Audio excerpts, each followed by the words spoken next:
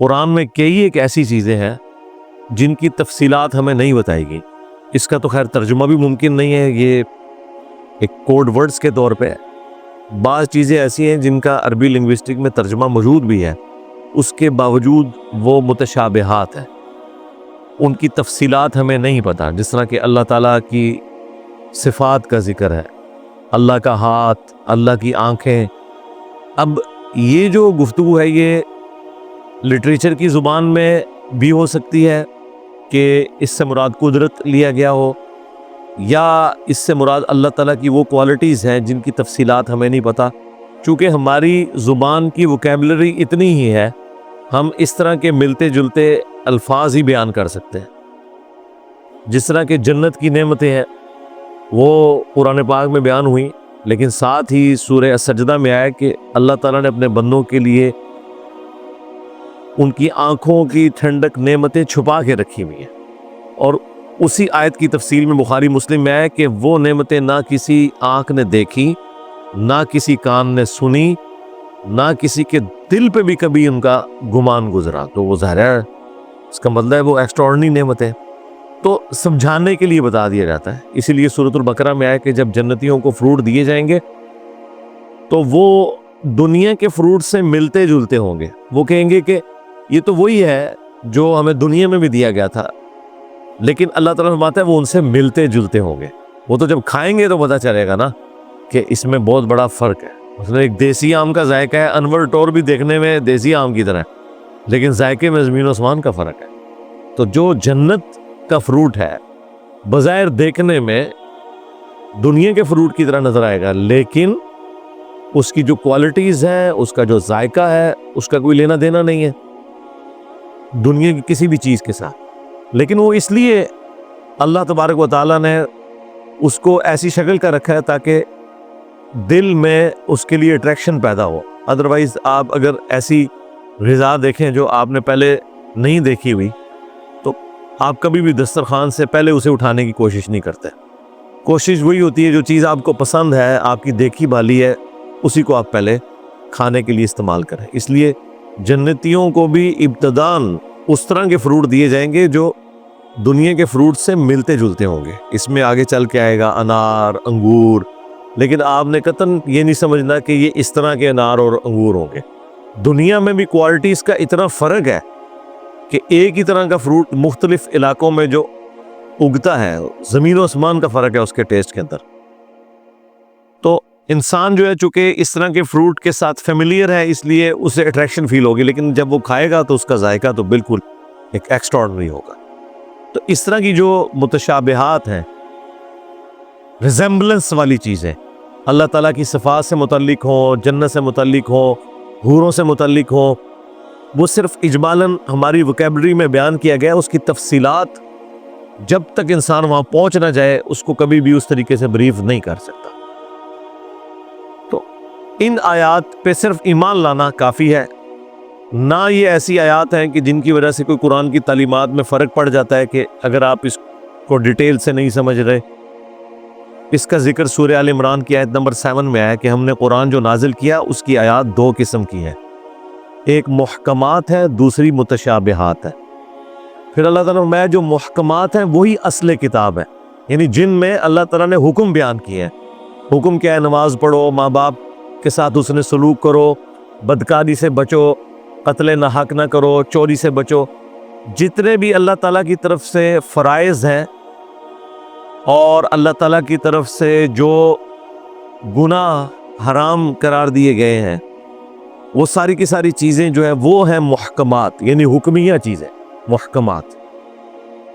اور اللہ تعالیٰ میں کتاب کی اصل وہی ہے. اور دوسری فرمایا متشابہات ہے، یعنی جو ریزمبلنس والی چیزیں مثال کے طور پر بیان ہوئی. اللہ تعالیٰ فرمایا ان پر اہل ایمان لاتے ہیں، اور جن لوگوں کے دلوں میں ٹیڑھ پن ہوتا ہے وہ کہتے ہیں ہمیں اس کا مطلب ہی بتایا جائے کہ کیا ہے، حالانکہ اس کا کوئی لینا دینا نہیں ہے آپ کے کسی بھی معاملے کے ساتھ جو آپ نے شریعت کے اوپر چلنا ہے. اور اہل ایمان کی نشانی یہ ہے کہ وہی کہتے ہیں یہ ساری کے سارا اللہ کی طرف سے نازل ہوا، ہم اس پہ ایمان لاتے ہیں. پھر وہ دعا کرتے ہیں ربنا لا تزغ قلوبنا بعد اذ ہدیتنا وہب لنا من لدنک رحمہ، इन्नका अंतल वहाब। ऐ रब हमारे दिलों को टेढ़ा ना करना इसके बाद कि तूने हमें हदायत अता फरमाई, और हमें अपनी तरफ से रहमत अता फरमा ए अता फरमाने वाले। अहले ईमान की रविश ये होती है। आमीन।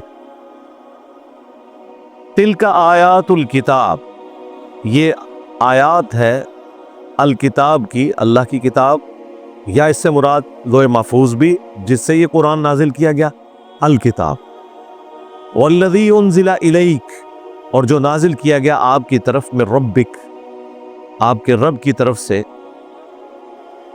अल हक, वो हक है, बा मकसद है, पर्पसफुल है, सच्चाई पर मबनी है।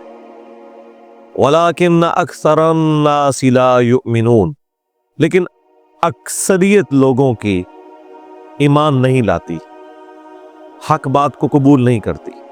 ये पूरे कुरान का उसलूब है कि अक्सरियत हमेशा गुमराह रहेगी, बहुत कम लोग हैं जो हक बात को कबूल करेंगे। इस वक्त भी आप दुनिया में देख लें, मुसलमानों को अगर कंपेयर करें तो दुनिया में ऑलमोस्ट 2/3 के करीब कुफार ही हैं, और फिर मुसलमानों में भी कितने लोग हैं जिन्हें बात की समझ है।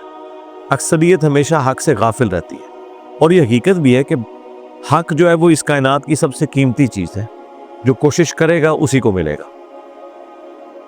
अब देखिए, मैंने इसे वक्फ कर दिया था, वैसे ये बनता था मिर रब्बिकल हक, मैंने मिर रब्बिक के ऊपर उसे वक्फ किया। तो अब अगर मैं अगले पोर्शन को अलग से पढ़ूंगा तो फिर उसे अल हक करके पढ़ा जाएगा, अल हक वलाकिन अक्सरन नासी ला युमिनून। अल्लाहुल्लज़ी रफ़अ अस्समावाति बिग़ैरि अमद, अल्लाह ही है जिसने आसमान को बुलंद किया है बगैर किसी सुतूनों के। तरौनहा, कि जिनको तुम देख सको। दो माने हो सकते हैं कि ये आसमान ऐसे सुतूनों के ऊपर बुलंद है जिन्हें तुम देख नहीं सकते, और ये माना भी दुरुस्त है कि ये आसमान बगैर सुतूनों के बनाया गया है, बगैर ऐसे सुतूनों के कि जो तुम्हें नजर आए, या तुम देख तो रहे हो कि बगैर सुतूनों के हमने इसको बनाया। इतनी ऊंची छत बगैर सुतूनों के, ये अल्लाह ताला की कुदरत का मज़हर है। उस जमाने में तो इतनी बात ही की जा सकती थी ना, लेकिन आज जिस तरह साइंस ने हमें बताया है और जो तफसीलात सामने आई हैं, वो तो इंसान पागल हो जाता है सोच के। इतनी वसी यूनिवर्स सिर्फ पहले आसमान के नीचे, कि उसकी वसअत का अंदाज़ा लगाना ही नामुमकिनात में से है। और अंदाज़ा लगा के आप साइड पे होंगे, थोड़ी देर बाद वो उससे भी ज़्यादा एक्सपैंड कर चुकी होगी, यूनिवर्स एक्सपैंड कर रही है। सुम्मा इस्तवा अलल अर्श, उसके बाद अल्लाह ताला ने अर्श पर इस्तवा फरमाया। अब ये देख ले, मुतशाबिहात आ गई हैं। अल्लाह अर्श पर मुस्तवी हुआ। अब ये अल्लाह के सिवा किसी और हस्ती के लिए होता ना, तो हम कहते कि वो तख्त पर बैठ गया। लेकिन अब अरबी ज़ुबान की वोकैबुलरी का भी इशू है, इंसान की ज़ुबान जो है बहरहाल उसकी हुदूद है। तो यहाँ पे हम तर्जुमा क्या करते हैं, अल्लाह ताला अपने अर्श पर मुस्तवी हुआ, उस लफ्ज़ को इस्तवाई रहने देते हैं जैसा कि उसकी शान के लायक है। उसका वो तख्ते हुकूमत है, उसका अपने तख्ते हुकूमत पर मुतमक्किन होना इस तरह नहीं है जैसे कोई बादशाह किसी तख्त के ऊपर या कोई प्राइम मिनिस्टर या प्रेसिडेंट किसी कुर्सी के ऊपर बैठता है, क्योंकि ये फिर मिसाल हो जाएगी। और कुरान में वाज़ेह है, लैसा कमिस्ली शै, अल्लाह की मिसल कोई शय हो नहीं सकती। वसख्खर अश-शम्स वल क़मर, और उसी ने पाबंद किया है सूरज को भी और चांद को भी। कुल्लु यजरी ली अजलिम मुसम्मा, ये सब के सब जो अल्लाह ताला की मखलूक़ात है एक मुकर्रर मियाद तक के लिए रवां दवां है। अल्लाह ताला ने सबको काम में लगा दिया। आप फ्रॉम क्रिएशन टू क्रिएटर मेरी वीडियो देखें, हु क्रिएटेड गॉड, इसी तरीके से अल्लाह कौन है, तो उसमें मैंने पूरी कायनात का तारुफ करवाया है। इंसान पागल हो जाता है कि अल्लाह ताला ने इन सारी की सारी चीज़ों को ना सिर्फ पैदा फरमाया बल्कि काम में भी लगा दिया, हर चीज़ को हरकत में लगाया हुआ है। اور اتنی مشکل وہ حرکات ہیں کہ انسان اس حرکت کو دیکھ کے پریشان ہو جاتا ہے کہ یہ اللہ تعالیٰ نے کس طریقے سے اس چیز کو مینیج کیا ہوا ہے. یعنی آپ دیکھیں کہ زمین جو ہے وہ سورج کے گرد بھی چکر کاٹ رہی ہے اور اپنے محور کے گرد بھی ساتھ پیرلل میں گھوم رہی ہے, اور پھر اپنے محور کے گرد جو گھومتی ہے اس میں جو اس کا ایکسس ہے اس میں بھی یوں بھی کرتی ہے ساتھ, جیسے لٹو جب رکنے والا ہوتا ہے یہ موشن بھی اس کی ساتھ چل رہی ہے. اور چوتھی موشن یہ ہے اس کی کہ وہ جب سورج کے گرد جو گھوم رہی ہے نا تو پورا نظام شمسی بھی پوری رفتار کے ساتھ پچھلے اربوں سال سے ویگا سٹار کی طرف جا رہا ہے, اور وہ جو اس کی رفتار ہے وہ انبلیویبل ہے, 1 سیکنڈ میں 1000 کلومیٹر. یہاں پر ایک چھوٹا سا شعر سماعت فرمائیں. لبوں پہ آقا کا نام ہے, دل میں خدا کی یاد, یہی ہے کامیابی کی راہ, یہی ہے فلاح کی بات. جا رہی ہے وہ آپ ذرا ڈسکوری چینل پہ اور نیشنل جیوگرافی پہ دیکھیں, وہ مطلب پاگل ہو جاتا ہے دیکھ کے. آپ کو تو صرف یہ پتا ہے کہ ایسے سے گھوم رہی ہے, نہیں صرف ایسے نہیں گھوم رہی, وہ ساتھ ایسے بھی گھوم کے آگے بھی ٹریول کر رہی ہے, 1000 کلومیٹر 1 سیکنڈ میں بھی طے کر رہی ہے. پریشان. اور یہ تو ایک چھوٹا سا ایک آپ کو یہ سولر سسٹم نظر آ رہا ہے, اور پھر یہ پوری کائنات کتنی بڑی ہے, یہ تو اللہ تعالیٰ ہی سارے معاملات کو دیکھ رہا ہے. یدبر الامر, وہی تدبیر فرماتا ہے کاموں کی. یفصل الآیات لعلکم, اور وہ اپنی آیات کو کھول کر بیان کرتا ہے تاکہ لعلکم بلقاء ربکم توقنون, تاکہ تم اپنے رب سے ملاقات کا یقین کر سکو. یعنی اللہ تعالیٰ اپنی قدرتوں سے اتنا عیاں ہے کہ اگر اللہ تعالیٰ کو کسی نے پہچاننا ہے نا تو وہ یہ قدرت کی نشانیاں دیکھ کر پہچانے گا, اور وہ اس رزلٹ پہ پہنچے گا جو سورہ آل عمران میں بھی آیا, ربنا ما خلقت ھذا باطلا سبحانک فقنا عذاب النار. اے اللہ یہ ساری چیزیں تو نے باطل پیدا نہیں فرمائی, یقیناً پرپس فل ہے, تو مجھے بھی کسی مقصد کے تحت ہی بنایا ہوگا, تو مجھے آگ کے عذاب سے ہمیں بچا لے, آمین. تو اللہ تعالیٰ ہمارا ہے کہ ان لوگوں کی نشانیاں ہیں جو اپنے رب سے ملاقات کا یقین کرنا چاہتے ہیں, ان کے لیے اللہ تعالیٰ نے نشانیاں رکھ دی ہیں. وَهُوَ الَّذِي مَدَّ الْأَرْضِ, اور وہی ہے جس نے زمین کو پھیلایا. وَجَعَلَ فِيهَا رَوَاسِيَ وَأَنْهَارًا, اور اس نے اس میں پہاڑ بھی رکھ دیے اور دریا بھی رواں کر دیے.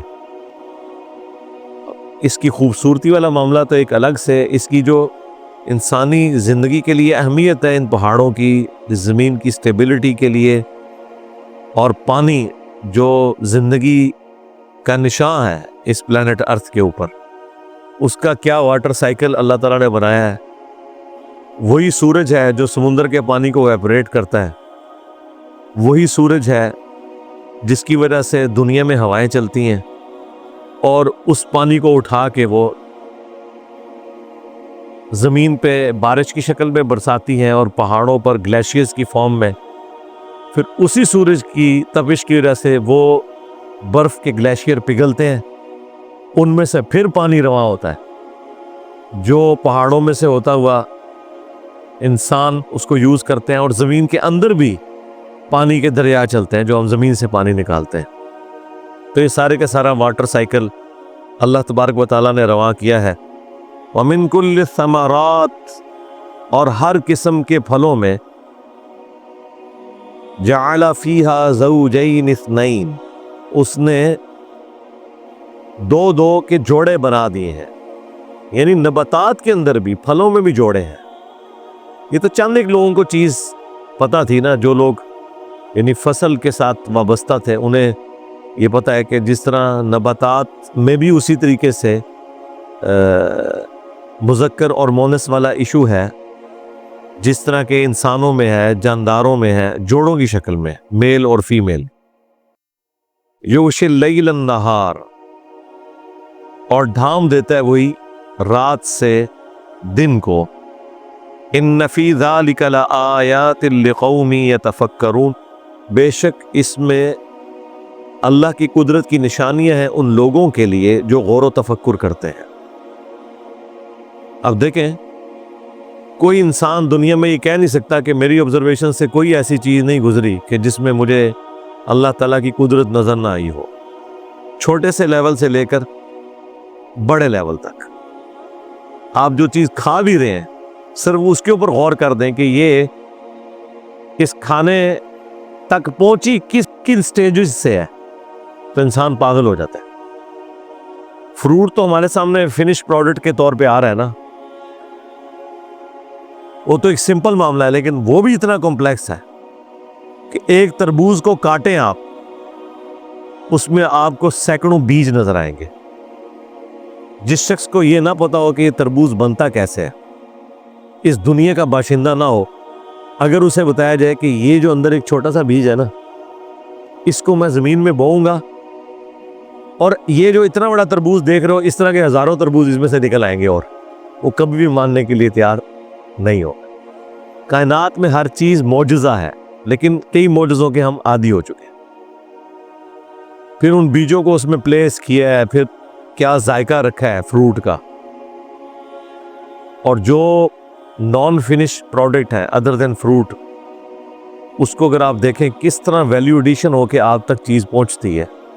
ایک گندم کا دانہ بویا جاتا ہے، اس میں سے بالیاں نکلتی ہیں، پھر وہ پکتا ہے، اس کے بعد اس کا بھوسا الگ ہوتا ہے، جو ہمارا یہ والا آٹا ہے ویسے تو وہ اس کے سمیت ہی کیا جائے، جو دانوں کے اوپر بھی ایک چھوٹی سی کھال ہوتی ہے اس کی، وہ تو ہمارے اس کا حصہ ہی بن جاتی ہے، لیکن جو الگ سے اس کی بھوسے والا معاملہ ہے الگ کیا جاتا ہے، اس کے بعد اس کا آٹا بنتا ہے، پھر اس آٹے کو پانی ڈال کے گوندا جاتا ہے، پھر اس سے روٹی آگ کے اوپر پکائی جاتی ہے، پھر فنش پروڈکٹ آپ کے پاس آتا ہے۔ تو جس نے بھی روٹی زندگی میں ایک دفعہ کھائی ہے تو اس کے لیے خدا تک پہنچنا آسان ہے۔ کوئی فروٹ کھایا ہے، کوئی چیز، اور یہ تو صرف کھانے والا اسپیکٹ ہے، اس کے بعد اس کھانے نے اندر کہاں جانا ہے، کس جگہ سے گھومنا ہے، اس میں سے فائدے والی چیز کیسے الگ ہونی ہے، اور کس طریقے سے اس نے پیشاب کی شکل میں نکلنا ہے، اور اس میں انسان کی اپنی کوئی مرضی شامل نہیں ہے۔ تو یہ اللہ تعالیٰ اپنی قدرتوں سے اتنا آیا ہے کہ اللہ تعالیٰ سے اگر کوئی انسان غافل ہوتا ہے تو جان بوجھ کے ہو رہا ہے، ورنہ اس کائنات میں اللہ تعالیٰ نے اپنی قدرت کی اتنی نشانیاں رکھ دی ہیں کہ کوئی شخص بھول کر بھی خدا سے غافل نہیں ہو سکتا اگر وہ خود سیدھے راستے کے اوپر رہنا چاہے۔ تو بے شک اللہ تعالیٰ فرماتا ہے اس میں نشانی ہے ان لوگوں کے لیے جو غور و تفکر کرتے ہیں۔ وَفِي الْأَرْضِ قِطَعٌ مُتَجَاوِرَاتٌ، اور زمین میں بھی مختلف قسم کے زمین کے ٹکڑے ہیں۔ یہ آپ کو منظر پہاڑوں پہ بھی دیکھنے سے نظر آ جائے گا کہ پہاڑوں کے اوپر بھی لوگوں نے جہاں پہ فصلیں اگائی ہوتی ہیں تو پہاڑوں کے اوپر مختلف انہوں نے اس کی کٹنگز بنائی ہوتی ہیں، بعض اوقات نیچرل کٹنگز بھی ہوتی ہیں کہ میدان آیا اس کے بعد پھر پہاڑ شروع ہو گیا، پھر میدان آیا پھر پہاڑ شروع ہو گیا، اس طرح کے ٹکڑے بھی ہوتے ہیں۔ سمندروں میں بھی جزیروں کی فارم میں بھی ٹکڑے ہوتے ہیں، دریاؤں کے اندر بھی ہوتے ہیں، اور اب تو یہ سائنس کی برکت سے جو آپ خلا سے ایریل ویو دیکھتے ہیں زمین کا، اس میں تو بڑے بڑے براعظم بھی آپ کو مختلف ٹکڑے نظر آ رہے ہیں، کہیں سے جڑے ہوئے ہیں کہیں سے الگ ہیں۔ لاکھوں سال پہلے اس سارے کے سارے جڑے ہوئے تھے، پھر وقت کے ساتھ ساتھ علیحدہ ہوتے گئے، وہ ٹیکٹونک پلیٹس والا معاملہ بھی یہ اللہ تعالیٰ نے نشانیاں رکھی ہیں۔ وَجَنَّاتٌ مِّنْ أَعْنَابٍ، اور باغات ہیں انگوروں کے، وَزَرْعٌ وَنَخِيلٌ، اور کھیتیاں ہیں، غلے کی جتنی بھی کھیتیاں ہیں اور کھجوریں، سنوان وغیر سنوان، کچھ ایک تنے سے پھوٹی ہوتی ہیں اور کچھ الگ الگ تنوں سے۔ یسقا بماء واحد، پانی سب کو ایک ہی لگایا جاتا ہے۔ کیا کانٹے کی بات ہے۔ فروٹ مختلف ہیں، انگور بھی اسی زمین سے اگ رہا ہے، انار بھی اسی سے اگ رہا ہے، کھجور بھی آپ دیکھیں وہ پورا خشک تنے اینڈ پہ جا کے اوپر کھجوریں لگی ہوئی ہیں، اور وہ بھی کس طرح مینیجبل فارم میں لگی ہوئی ہیں، وہ اتنی خوبصورت انداز پہ لگی ہوئی ہیں کہ اگر وہ توڑ کے الگ کی جائے تو ان کو اپنی جگہ پہ لگانے کے لیے کتنی ایفرٹ چاہیے، اور اتنی بلندی کے اوپر پانی ان کو اوپر پہنچ رہا ہے بغیر موٹر لگائے. وہ اللہ تعالیٰ نے نیچرل سسٹم رکھ دیا ہے. اور اللہ تعالیٰ کہہ رہا ہے کھیتیوں پہ بھی غور کرو اور فروٹ کے اوپر بھی.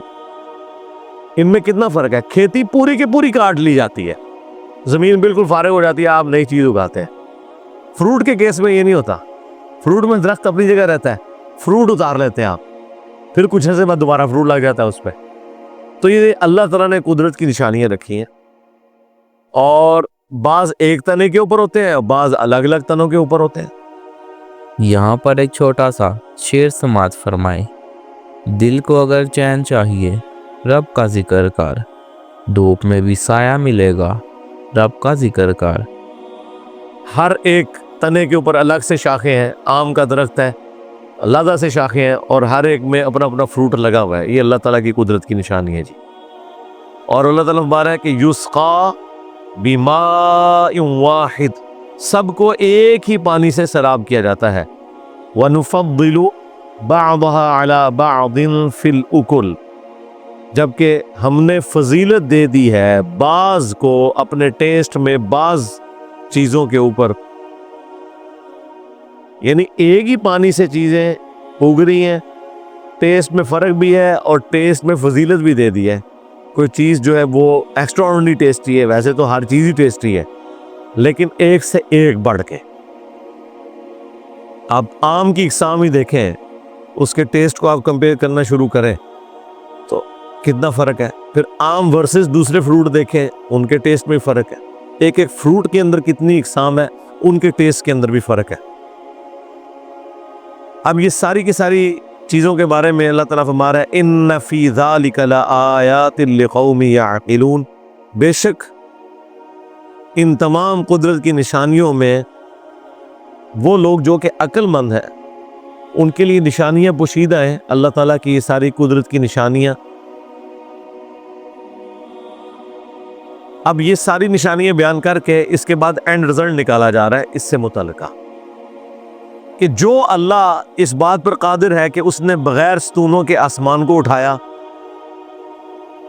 جو اللہ اس بات کے اوپر قادر ہے کہ اس نے سورج کو، چاند کو اور باقی چیزوں کو کام میں لگا دیا، جس نے پہاڑ جما دیے، اس میں دریا رواں کر دیے، نباتات کی ہر چیز جوڑوں کی شکل میں بنائی، اور رات کو دن کے ذریعے ڈھانپ لیا، اور زمین میں مختلف قسم کی قطعات بنا دیے، اور باغات بنا دیے انگوروں کے، اور کھیتیاں اور کھجوریں، جبکہ سب کے سب ایک پانی سے سراب ہوتے ہیں، اور بعض کا ٹیسٹ بعض کے اوپر فضیلت رکھتا ہے.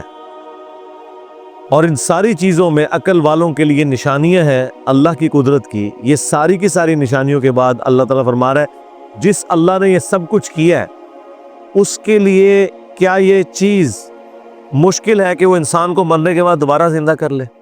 تو وہ اگلی آیت آ گئی ہے. وَإِن تَعْجَبْ، اے انسان اگر تجھے تعجب کرنا ہی ہے نا، حیرانگی کا اظہار کرنا ہی ہے، فَعَجَبٌ قَوْلُهُمْ، تو حیرانگی تو ان لوگوں کے اس قول کے اوپر بنتی ہے جو یہ کہتے ہیں اِذَا كُنَّا تُرَابًا، کہ جب ہم مر کر مٹی ہو جائیں گے، اِنَّا لَفِي خَلْقٍ جَدِيدٍ، تو کیا ہمیں دوبارہ سے پیدا کر دیا جائے گا؟ جو اللہ ایک بے قدر بیج سے اتنا بڑا درخت نکالنے کے اوپر قادر ہے، وہ گلی سڑی ہڈیوں میں سے دوبارہ سے اس انسان کو پیدا کرنے پہ قادر نہیں ہوگا؟ اولئک الذین کفروا بربہم، یہ وہ لوگ ہیں جنہوں نے اپنے رب سے کفر کیا. وَأُولَئِكَ الْأَغْلَالُ فِي أَعْنَاقِهِمْ، اور یہی وہ بد نصیب لوگ ہیں کہ قیامت والے دن ان کی گردنوں میں طوق ہوں گے. وَأُولَئِكَ أَصْحَابُ النَّارِ، اور یہی وہ لوگ ہیں جو کہ جہنم والے ہیں، آگ والے ہیں. ہم فیہا خالدون، اس میں رہیں گے ہمیشہ ہمیشہ. اللہم لا تجعلنا منہم، اللہم اجرنا من النار، آمین. وَيَسْتَعْجِلُونَكَ بِالسَّيِّئَةِ قَبْلَ الْحَسَنَةِ، اب روئے سخن جو ہے وہ مشرکین عرب کی طرف ہے جو نبی الاسلام کے مخاطبین تھے. کہ یہ آپ سے بہت جلدی مطالبہ کر رہے ہیں اللہ کی طرف سے عذاب کا، بجائے کہ وہ بخشش کا مطالبہ کرتے۔ ظاہر ہے 13 سالہ مکی دور میں جو قرآن دھمکیوں سے بھرا ہوا ہے کہ اگر تم ایمان نہ لائے تو تم پہ بڑے دن کا عذاب آ جائے گا، تو وہ پھر کہتے تھے کہ جہاں اتنے سال گزرے لگتا ہے یہ ہونا کچھ بھی نہیں ہے، تو وہ نبی الاسلام کو جان بوجھ کے تنگ کرتے تھے، حالانکہ عذاب کا فیصلہ تو اللہ نے کرنا تھا۔ تو اللہ تعالیٰ ہمارا کہ یہ عذاب مانگ رہے ہیں تم سے کہ عذاب کیوں نہیں آتا، بجائے کہ کوئی بخشش والا معاملہ ہوتا، نیکی سے پہلے یہ برائی مانگ رہے ہیں۔ وَقَدْ خَلَتْ مِن قَبْلِهِمُ الْمَثُولَاتُ، جبکہ ان نادانوں کو کیا یاد نہیں ہیں کہ ان سے پہلے گزر چکے ہیں کئی ایک واقعات عذاب کے، اور مشرکین عرب نے تو خود وہ کھنڈرات دیکھے تھے جو شام کی تجارت کے دوران وہ آبزرو کرتے تھے کہ جہاں قومیں آباد تھیں اور آج وہ ویران ہو چکے ہوئے تھے۔ وَإِنَّ رَبَّكَ لَذُو مَغْفِرَةٍ لِلنَّاسِ، اور بے شک تیرا رب بالضرور بخشنے والا ہے لوگوں کو، عَلَىٰ ظُلْمِهِمْ، باوجود اس کے کہ وہ زیادتی کرنے والے ہیں، ظلم کرنے والے ہیں، پھر بھی اللہ تعالیٰ ڈھیل دیتا ہے۔ وَإِنَّ رَبَّكَ لَشَدِيدُ الْعِقَابِ، اور بے شک تیرے رب کا عذاب بہت سخت ہے، اللہ تعالیٰ سخت عذاب دینے والا ہے۔ اللہم حاسبنا حسابا یسیرا، آمین۔ تو دیکھ لیں اللہ تعالیٰ تیش میں نہیں آتا بھئی لاؤ عذاب کی طرح لاؤ عذاب، وہ اللہ تعالیٰ نے اپنا فیصلہ کیا ہوا ہے کہ کب عذاب آنا ہے، لیکن اللہ تعالیٰ ساتھ یہ اشارہ دے رہا ہے کہ یہ جو ڈھیل مل رہی ہے نا، یہ تمہیں توبہ کی توفیق ہی تو مل رہی ہے، اس سے اپرچونٹی بنا کے توبہ کر لو، اللہ کی طرف پلٹ آؤ۔ اور کئی لوگوں کو توفیق ہو بھی گی۔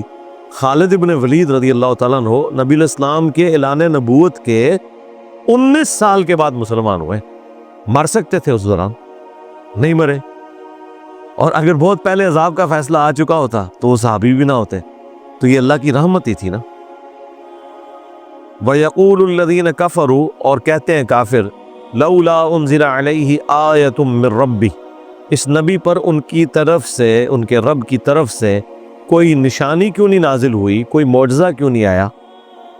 اِنَّمَا أَنْتَ مُنذِرٌ، اے نبی تم تو نہیں ہو مگر ایک ڈر سنانے والے، وَلِكُلِّ قَوْمٍ ہَادٍ، اور ہر قوم کے لیے کوئی نہ کوئی ہدایت والا تو ہوتا ہے، تو آپ اس قوم کے لیے ہدایت کا سبب ہے، اللہ تعالیٰ نے آپ کو پیغمبر بنا کے بھیجا ہے۔ یہ عذاب کے فیصلے اللہ نے کرنے ہیں، وہ جب چاہے گا فیصلہ کرے گا، لہٰذا یہ جو آپ سے ڈیمانڈ کرتے ہیں نا کہ آپ عذاب لیں ہیں، تو یہ آپ کے اختیار میں تو نہیں، یہ اللہ کی مرضی ہے۔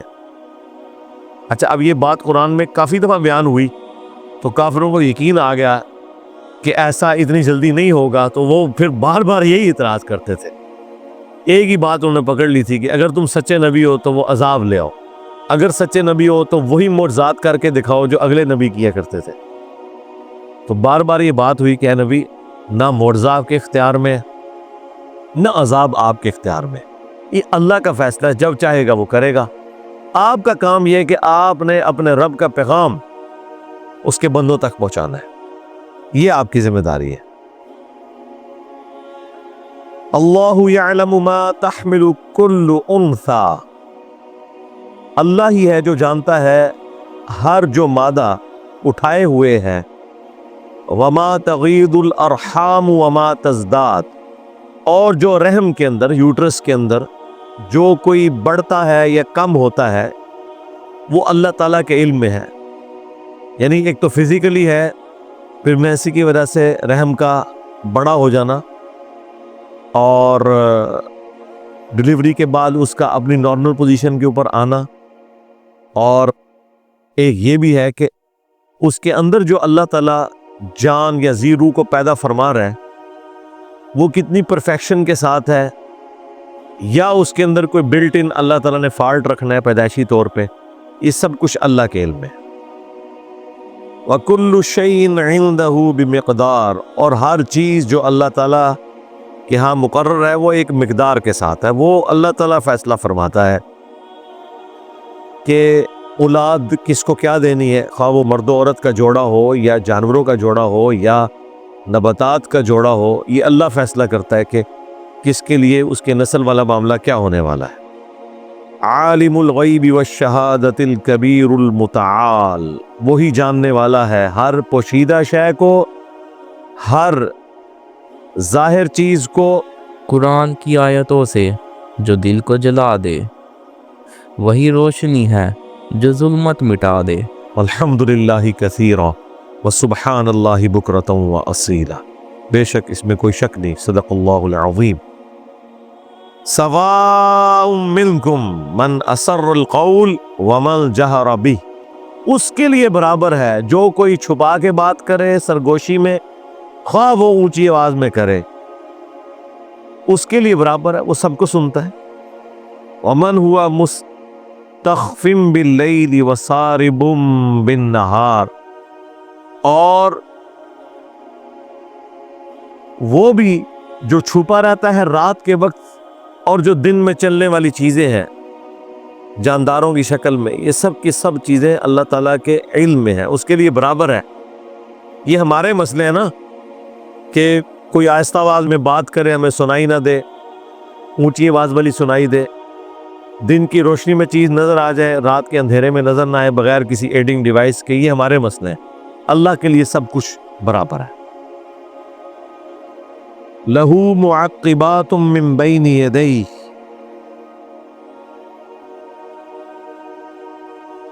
انسان کے لیے یکے بعد دیگرے آنے والے فرشتے ہیں، آگے سے بھی، من بین یدیہ ومن خلفی، اور پیچھے سے بھی، یحفظونہ من امر اللہ، اور وہ حفاظت بھی کرتے ہیں اللہ تعالیٰ کے حکم سے۔ انسانوں کے ساتھ فرشتے اٹیچ ہیں۔ یہ بچے تو یقین کریں مرزانہ طور پہ بڑے ہوتے ہیں، اکثر آپ دیکھتے ہیں ان کو ٹھوکر لگتی ہے، کہتے ہیں جی بس جسٹ آنکھ بچی ہے، جسٹ جو ہے وہ کن پٹی بچ گئی ہے، یہاں لگ جاتی تو بندہ فارغ تھا۔ تو انسان کی زندگی میں آپ دیکھتے ہیں کئی ایک ایسی چیزیں ہوتی ہیں جس میں انسان سوائے اس کے کچھ نہیں کہتا کہ یہ اللہ تعالیٰ نے کوئی بچت والا معاملہ کیا، ورنہ کوئی نظر نہیں آتا تھا۔ اس طرح کی کئی ایک ویڈیوز آپ نیشنل جغرافک چینل پہ دیکھیں، یوٹیوب کے اوپر دیکھیں، موت کے منہ سے جو لوگ نکلے ہیں اینڈ ٹائم کے اوپر، بس اللہ تعالیٰ کی طرف سے کوئی ایسا معاملہ ہوا ہے کہ بچت والا معاملہ ہو گیا، تو وہ اللہ تعالیٰ ہمارے ہم نے فرشتے مقرر کیے ہوئے آگے پیچھے جو حفاظت کرتے ہیں۔ بہرحال جب فیصلہ ہوگا کہ کسی کے اوپر کوئی تکلیف آنی ہے یا موت آنی ہے، پھر تو ظاہر ہے وہی چیز اس کے لیے موت ثابت ہو جائے گی، اور اگر فیصلہ نہیں ہوا تو اللہ تعالیٰ حفاظت والا معاملہ فرما دے گا۔ باقی کچھ وظائف بھی ہیں، جس طرح صحیح بخاری میں حدیث ہے، جو رات کو آیت الکرسی پڑھ کے سوتا ہے، صبح تک ایک فرشتہ اس کی حفاظت کے اوپر مامور ہو جاتا ہے۔ تو اوورآل بھی اللہ تعالیٰ نے دیکھیں مخلوقات کو بھی انسان کی خدمت میں لگایا ہوا ہے، فرشتوں کو بھی انسان کی خدمت میں لگایا ہوا ہے، حفاظت کے لیے بھی لگایا ہوا ہے۔ پھر بخاری مسلم میں وہ فرشتے بھی رپورٹ ہوئے ہیں جو آپ کے نام اعمال لکھتے ہیں، اور ان کی تبدیلی فجر اور عصر کے وقت ہوتی ہے، اور پھر اللہ تعالیٰ ان کا باقاعدہ انٹرویو کرتا ہے، حالانکہ اللہ سب کچھ جانتا ہے۔ فجر والے کہتے ہیں کہ جب ہم گئے تھے تو وہ فجر کی نماز پڑھ رہے تھے، جب واپس آئے تو عصر کی نماز پڑھ رہے تھے، اور جو عصر کے وقت آتے ہیں وہ کہتے ہیں کہ جب ہم گئے تھے عصر کی نماز پڑھ رہے تھے، اور جب ہم واپس آئے تو وہ فجر کی نماز پڑھ رہے تھے۔ تو اللہ کے حضور گواہی بھی دیتے ہیں وہ، ان اللہ لا یغیر ما بقوم حتی یغیروا ما بانفسہم، اللہ تعالیٰ کبھی بھی کسی قوم کی حالت کو نہیں بدلتا جبکہ وہ خود اپنی حالت کو بدل نہ لے۔ اچھا، یہ ایک جنرل رول ہے، یہ آپ پازیٹیو معنوں میں بھی لے سکتے ہیں، نیگیٹو معنوں میں بھی لے سکتے ہیں۔ یعنی اللہ تعالیٰ اس قوم کی حالت کبھی نہیں بدلتا جب تک کہ وہ خود اپنی حالت کو بدلنے کے لیے ٹھان نہ لے۔ یعنی ہارڈر آرمی کوئی نہیں چھوڑتا، اللہ تعالیٰ نے ضروری نہیں اس کے لیے کوئی رزق والا معاملہ کرے، کوئی تقدیر غالب آ جائے وہ الگ بات ہے، ورنہ اللہ تعالیٰ نے دنیا کو اسباب کے ساتھ چھوڑا ہوا ہے۔ جب تک کوئی محنت نہیں کرتا اس کی حالت نہیں بدلے گی۔ اور دوسرا معنی یہ ہے کہ جب تک کوئی ایسے کرتوت نہیں کر لیتا کہ اس کے سبب اللہ تعالیٰ اس کے ساتھ کوئی نیگیٹو معاملہ کرے، اس وقت تک اللہ تعالیٰ اس کی نعمت نہیں چھینتا۔ تو نہ نعمت ملتی ہے نہ چھینتی ہے، مگر یہ کہ یہ اس چیز کے ساتھ جڑی ہوئی ہے کہ جو انسان اپنے لیے کماتا ہے، خواہ وہ اچھائی کو کمائے چاہے برائی، لیکن ان ساری چیزوں میں وہ چیز پیرلل میں ہے کہ جو اللہ تعالیٰ نے آزمائش والا معاملہ رکھا ہوا ہے اس کو ایکسیپشن حاصل ہے۔ وہ کسی پہ آزمائش آئی ہے تو آپ یہ نہ کہیں کہ یہ جان بوجھ کے اس کی کرتوتوں کی وجہ سے آئی ہے، نہیں۔ آج کی ڈیٹ میں آپ نہیں کسی کو یہ کہہ سکتے کہ اس کے اوپر یہ عذاب الہی آیا ہوا ہے، ہاں، کیونکہ یہ تو وہی الہی سے پتا چلے گا نا یہ اللہ کا عذاب ہے یا اس کے اوپر آزمائش ہے۔ آج کی ڈیٹ میں آپ نے یہی کہنا ہے کہ یہ اللہ تعالیٰ کی طرف سے آزمائش ہے، تاکہ اس شخص کے گناہ معاف ہوں، اس کے درجات بلند ہوں۔ یہ ایک ذریعہ ہے نا ان چیزوں کے ذریعے۔ تو اللہ تعالیٰ کسی قوم کی حالت اس وقت تک نہیں بدلتا جب تک کہ وہ خود اپنی حالت کو نہ بدل لے۔ وَإِذَا أَرَادَ اللَّهُ بِقَوْمٍ سُوءًا، اور اگر اللہ تعالیٰ کسی قوم کے لیے برائی کا ارادہ فرما لے، فَلَا مَرَدَّ لَهُ، تو پھر وہ ٹالا نہیں جا سکتا، اسے کوئی بھی نہیں ٹال سکتا۔ وَمَا لَهُم مِّن دُونِهِ مِن وَالٍ، اور اللہ کے سوا کوئی بھی مددگار ایسے شخص کے لیے نہیں ہوگا جس کے لیے اللہ تعالیٰ تکلیف کا معاملہ طے کر دے۔ یہ وہی جو صبح شام کے اذکار میں بھی ہے، بخاری مسلم میں، اللہم لا مانع لما اعطیت ولا معطی لما منعت ولا ينفع ذا الجد منک الجد۔ اے اللہ، جسے تو عطا کرے اس سے کوئی چھین نہیں سکتا، جس سے تو چھین لے اسے کوئی عطا نہیں کر سکتا، اور بڑے سے بڑے شخص کو اس کا عہدہ اور منصب کوئی فائدہ نہیں پہنچا سکتا۔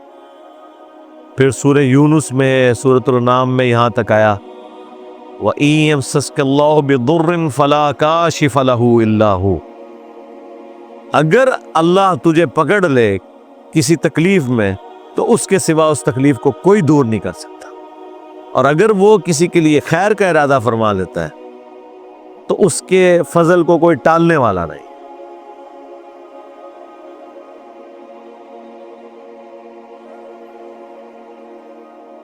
هُوَ الَّذِي يُرِيكُمُ الْبَرْقَ خَوْفًا وَطَمَعًا، وہی ہے جو تمہیں دکھاتا ہے بجلی، ڈرانے کے لیے بھی اور امید کے لیے بھی۔ وَيُنشِئُ السَّحَابَ الثِّقَالَ، اور وہی ہے جو اٹھاتا ہے بھاری بادلوں کو جو کہ رواں دواں ہے بارش کے لیے۔ بادلوں کے ساتھ بجلی کی چمک یہ جڑی ہوئی ہے، اس میں انسان کی طمع بھی پوشیدہ ہے اور خوف بھی پوشیدہ ہے۔ خوف یہ ہے کہ جب بجلی گرتی ہے تو آگ لگ جاتی ہے، اور لالچ اس میں یہ ہے کہ بجلی کا چمکنا اس چیز کی نشاندہی ہے کہ بارش ہونے والی ہے، اور بارش تو بیسک نیڈ ہے۔ یہ تو آج ٹیوب ویلز کی وجہ سے لوگوں کو اتنا احساس نہیں رہا، ورنہ جب ٹوٹلی آپ بارانی زمین کے اوپر ڈیپینڈنٹ تھے اس وقت تو بارش کا مطلب زندگی اور بارش نہ ہونے کا مطلب موت۔ برادران یوسف جو ہیں سرزمین شام سے مصر غلے کے لیے گئے تھے نا، کیونکہ قید پڑ گیا تھا، تو اس زمانے میں تو قید کا مطلب ہے موت، کیونکہ اس وقت کوئی نگاہ مار کے تو کچھ نہیں کر سکتا تھا۔ دنیا کو اللہ نے بقدر ایفرٹ رکھا ہوا ہے۔ یہ تو جب انسان کو اللہ نے ترقی کرائی، اس نے ڈیم بنانے شروع کیے اور پھر ڈیموں کے ذریعے نہریں روا کی، تو آف سیزن میں بھی آپ کو پانی اویلیبل ہو جاتا ہے۔ وہ بھی بہرحال پھر بھی بارشوں پہ ڈیپینڈنٹ ہے، بارشیں ہوں گی تو ڈیم بھرے جائیں گے، ادروائز وہ بھی نہیں۔ اس طریقے سے دریاؤں کے اوپر جو ڈیم بنے ہوئے ہیں وہ بھی ڈیپینڈنٹ ہے، برف باری ہوئی اور ٹائم کے اوپر وہ برف پگھلے اور پھر اس طریقے سے پانی آ کے جمع ہو۔ اللہ ہی اللہ جی، جس چیز کے اوپر بھی غور کریں تو اللہ تعالیٰ فرماتا ہے کہ یہ جو بجلی کی گر چمک ہے یہ انسان پہ خوف بھی طاری کرتی ہے، اور اس کے اندر اس کے لیے لالچ بھی چھپی ہوئی ہے کہ اس کے بعد بارش آئے گی، میری فصل ہری بھری ہو جائے گی، اور میرے زندگی کا سامان اس کے ساتھ جو جڑا ہوا ہے۔ ان ساری چیزوں کو تو ظاہر ہے وہی لوگ آبزرو کرتے ہیں جو ڈائریکٹلی ان کاموں کے ساتھ جڑے ہوئے ہیں۔ اگلے زمانوں میں تو آلموسٹ سارے یہ کام اپنے حصے کا کرتے تھے۔ یہ تو جب ایک پروفیشنل زندگی شروع ہوئی ہے تو اس میں لوگوں نے مختلف شعبے اڈاپٹ کیے ہیں، اور غلہ جو ریئل ٹائم اگانے والے کی محنت ہے وہ کھانے والے نے دیکھی بھی نہیں ہوتی. ہاں وہ کسی اور فیلڈ میں محنت کر کے پیسے کما کے تو پیسوں کے ذریعے یا پرانے زمانے میں بارٹر سسٹم کے ذریعے اس سے اناج خرید لیا کرتا تھا. باقی جو پنجابی میں بھی کہا جاتا ہے نا کہ کسان جو ہے نا اس کی بائی والی ہوتی ہے اللہ کے ساتھ. محمد صلی اللہ علیہ وآلہ وسلم کا جو دیوانہ ہے وہ دنیا سے نہیں ڈرتا. وہی سرکار کا عاشق ہے جو باطل سے نہیں ڈرتا. وہ تو ہر وقت خدا اورینٹڈ ہوتے ہیں. اس حوالے سے اگر وہ اپنے آپ کو صحیح کرنا چاہیں کہ وہ ہر لمحے اس چیز سے گزرتے ہیں کہ وہ کتنے کمزور اور لاچار ہیں اور خدا کتنا طاقتور ہے کہ اس کے اوپر آپ ڈیپینڈنٹ ہیں. اور یہ ایک ایسا یونیورسل ٹروتھ ہے جو کبھی بھی انویلڈ نہیں جائے گا. آج بھی ویلڈ ہے. آج بھی انسان کی خوراک اسی زمین سے آ رہی ہے. زمین اگانا بند کر دے, جو مرضی آپ ٹیکنالوجی بنا لے, اگر مٹی اگانے سے انکار کر دے انسانیت کی موت ہے. اور دیکھیں اللہ تعالیٰ نے کیسا انسان کا غرور توڑا ہے. حقیر مٹی, اور اس کو کیا شان دی ہے کہ ایک دانہ بوتے ہیں 6 ارب گنا بڑا درخت بنا دیتے ہیں. ایک آپ دانہ بوتے ہیں گندم کا, اس میں سے 7 بالیاں نکلتی ہیں, ہر بالی کے اندر 100 دانے ہیں. 700 گنا بڑھا دیا ایک دانے سے. یہ اللہ تعالیٰ کی قدرت ہے اور زندگی اس کے اوپر ڈیپینڈنٹ کرتی ہوئی ہے. تو آج بھی اگر زمین اگانا بند کرتے, کسی کے پاس سونا بھی ہو, اس سونے کے اندر کوئی بیج لگائے, سونا نہیں اگا سکتا اس کو. یہ حقیر مٹی اگاتی ہے. یہ اللہ تعالیٰ کی قدرت ہے. تو اللہ تعالیٰ فرماتا ہے کہ ہم خوف اور طمع, یعنی اس کا خوف بھی بجلی کا اور طمع کے ساتھ بادلوں کو روانہ کرتے ہیں, جو بھاری بادل پانی کو اٹھائے ہوئے ہوتے ہیں. انسان اس کی طرف متوجہ رہتا ہے. آج بھی آپ دیکھیں جہاں پہ ٹورنیڈوز آتے ہیں, ہوائی جھکڑ چلتے ہیں اور بڑی تیز آسمانی بجلی گرتی ہے, کس طریقے سے وہاں پہ آگ لگ جاتی ہے. آسٹریلیا میں, امریکہ میں تو کئی ہفتوں تک جنگلوں میں آگ بھڑکتی ہے. وہ بہت کم ہوتا ہے کہ کسی انسان کے لگانے سے ہو. ان جنگلوں میں تو کوئی آبادیاں اس طرح نہیں ہوتی ہیں. یہ عموماً جو آپ جنگلات کی آگ دیکھتے ہیں نا, وہ آسمانی بجلی کی وجہ سے آگ لگی ہوئی ہوتی ہے. کہیں پہ بجلی گری, بس سپارک ہو گیا, اور آپ جنگلوں کے جنگل ختم ہو رہے ہیں. ان کو بجھانے کے لیے آپ کو بڑی ایفرٹ پٹ کرنی پڑتی ہے. میں تو کہتا ہوں اللہ کا شکر ہے کہ وہ قدرتی آفات جس سے امریکہ گزر ہے, پاکستان تو اس کا تصور بھی نہیں کر سکتا.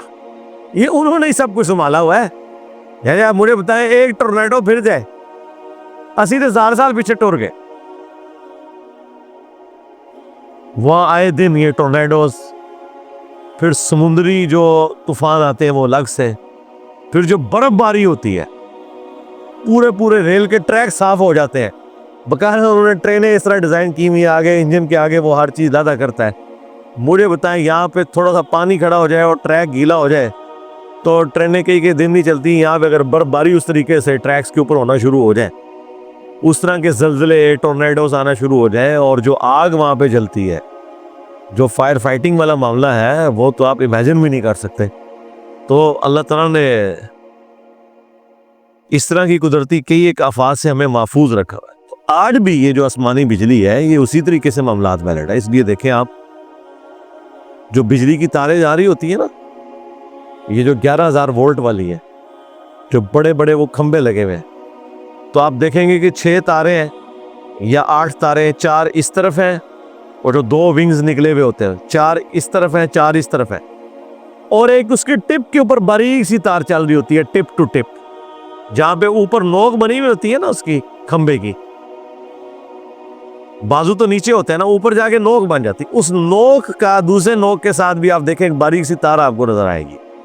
وہ تار الگ سے ڈالی جاتی ہے, اس میں بجلی نہیں ہوتی, وہ سٹیل وائر ہوتی ہے. اس لیے کہ جب آسمانی بجلی گرے نا تو پہلے اس کے اوپر گرے اور وہاں سے وہ بجلی کو گراؤنڈ کر دے, اگر وہ تار اوپر نہ ہو تو بجلی کی تاروں کے اوپر جب آسمانی بجلی گرے گی تو وہ تو تاریں ٹوٹ جائیں گی. وہ اتنی لمبی لمبی تاریں, ان کو دوبارہ ریپیئر کرنا آپ سوچ سکتے ہیں.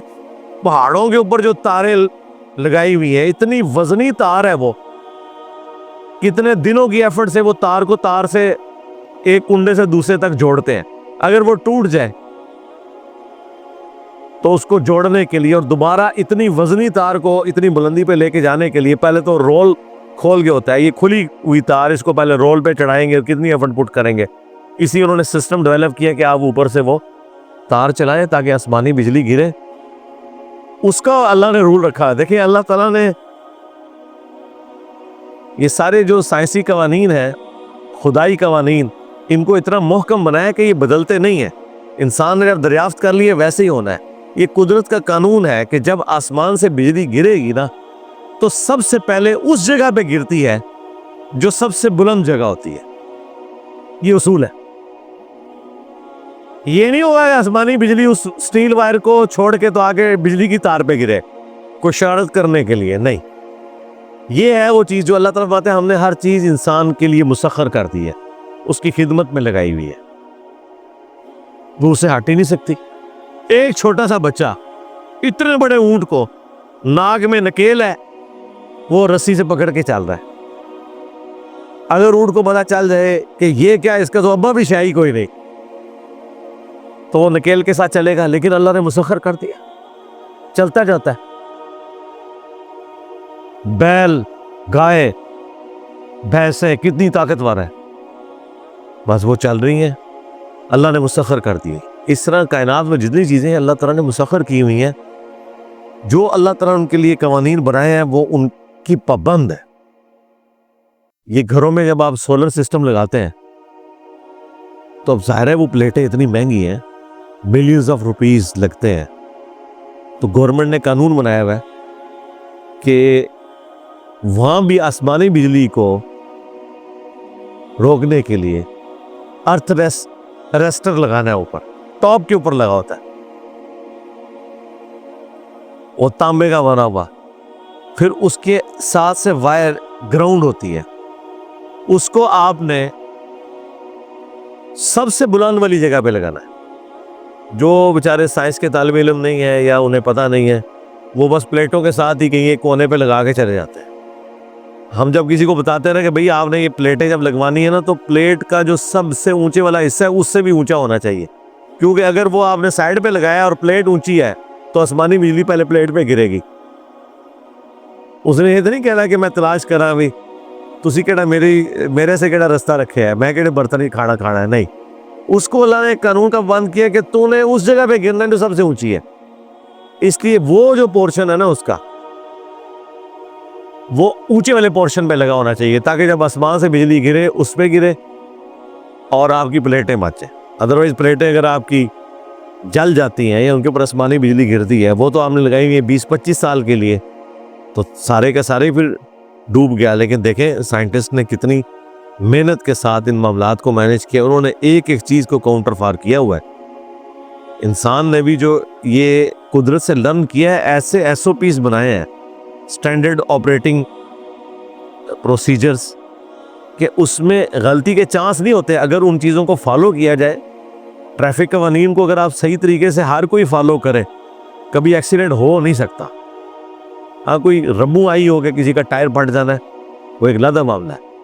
وہ بھی اگر اس کو صحیح طریقے سے فالو کیا جائے کہ آپ نے ٹائم پہ ٹائر بدلنے ہیں, اس طریقے سے ٹریک کو صاف رکھنا ہے, تو اس طرح کے چانسز ہوتے کم ہے. یہ ساری قیامت کی نشانیاں پاکستان میں پوری ہوتی ہیں, باہر کے ملکوں میں نہیں ہوتا اس طرح. وہاں پہ آپ صرف ایئر ٹریفک دیکھ لیں, بندہ پریشان ہو جاتا ہے. کیڑیوں کی طرح امریکہ کے اندر جہاز اڑ رہے ہیں, ہزاروں فلائٹیں صرف ود ان امریکہ روزانہ اڑتی ہیں. پاکستان میں اگر اڑے تو روزانہ 2-4 جہاز گرے ہوئے ہوں. کبھی سنے کو امریکہ میں جہاز گرا ہے, کوئی ٹکرا گیا ہو. سب سے سیف سفر ہے, انہوں نے اس کو مینج کیا ہوا ہے. ہائٹ ہی ڈفرینٹ رکھی ہے کہ یہاں سے جو جہاز اڑ کے اس طرف جائے گا وہ اتنی ہائٹ پہ اڑے گا, اور جو ادھر سے آئے گا وہ اتنی ہائٹ پہ. اب آپ آنکھیں بند کر کے اڑائیں, آمنے سامنے آ ہی نہیں سکتا کوئی جہاز. ہاں ایک دوسرے کے اوپر سے ایسے ضرور گزر جائے گا, بالکل ایک ٹائم پہ بھی گزر جائے گا, لیکن ایک دوسرے ٹکرائے گا نہیں. قوانین ٹریفک کے بنا لیے انہوں نے, ہر چیز کو مینج کیا ہوا ہے۔ تو یہ ساری کی ساری سائنس اسی لیے پاسبل ہوئی ہے کہ اللہ تعالیٰ کے بڑے محکم قوانین ہیں۔ تو یہ بجلی والا بھی جو نظام اللہ تعالیٰ نے رکھا ہے، خوف کے ساتھ بھی اور طمع کے ساتھ بھی، اللہ تعالیٰ فرماتا ہے یہ بادل اڑ رہے ہیں، وَيُسَبِّحُ الرَّعْدُ بِحَمْدِهِ، اور یہ جو بجلی چمکتی ہے یہ اللہ کی تسبیح بیان کرتی ہے حمد کے ساتھ۔ اللہ اکبر کبیرہ، الحمد للہ کثیرہ، وسبحان اللہ بکرۃ وأصیلا۔ دل کو میری یاد سے آباد رکھ، نور سے میرے دل کو شاد رکھ، یہ زمانہ ظلمتوں میں گم نہ ہو، اے خدا قرآن کو آباد رکھ۔ ہم اس کی تسبیح کو سمجھ نہیں سکتے۔ یہ اللہ تعالیٰ کی ایک پیرلل میں ایک دنیا ہے نا جی، اللہ کی بنائی ہوئی دنیا تو آپ چھوڑ دیں۔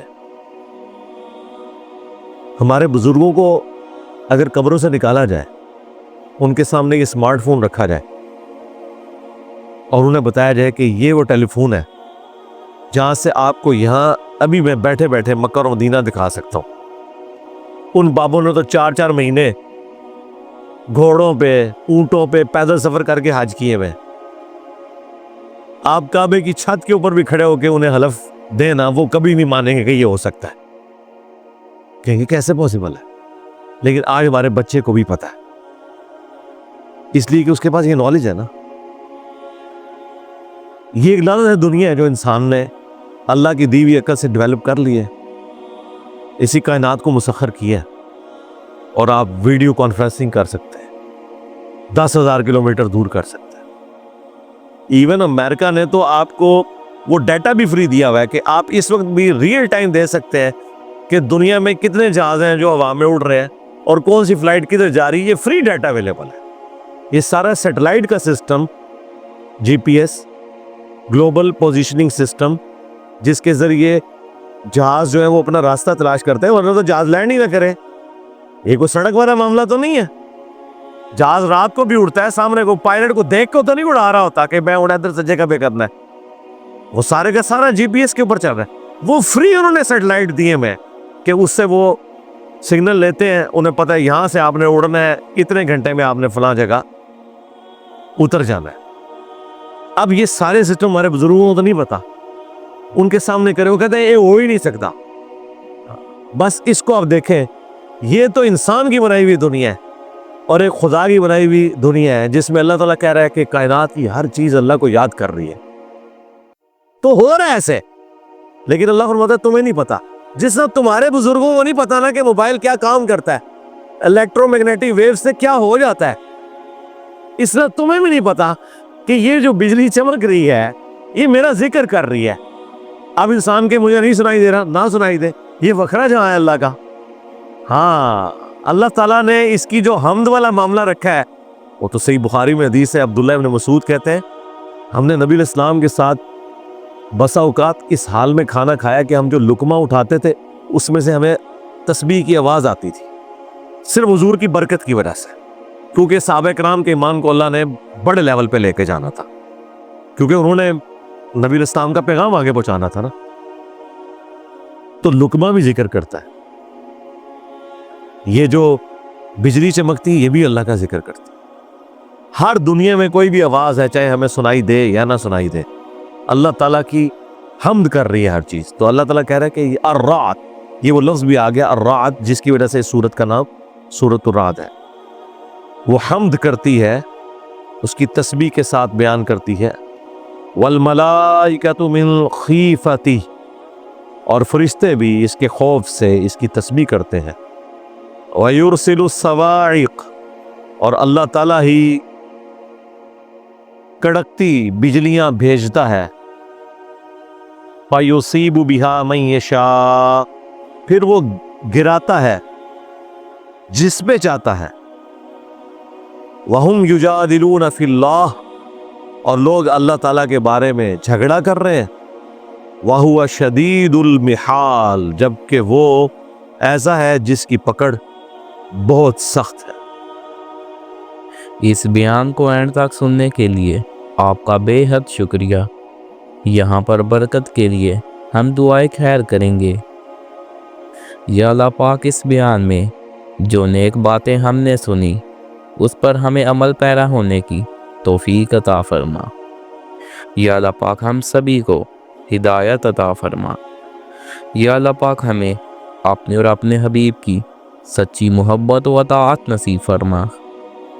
یا اللہ پاک ہماری زندگیوں میں عزتوں میں اعمال میں برکتیں فرما۔